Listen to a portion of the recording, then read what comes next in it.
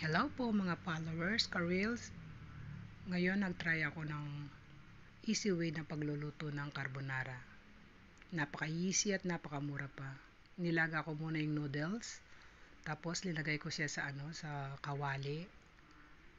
Unang sangkap, isang lata ng hibap, sinimot talaga. Tapos isang tuna, century tuna. Inalis ko muna yung tubig. Ayan, pinag-alo-alo ko lang muna siya. Mas mabilis siyang maluto pag ganyan siya. Kaysa doon ipagsama mo yung noodles na hindi pa napakuluan. Ilang minuto lang yan. Okay na siya. Ngayon napansin ko kulang yung sabaw niya. Nilagyan ko ulit ng isang maliit na ibap.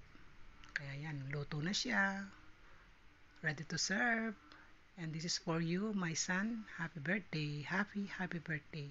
I love you. I miss you.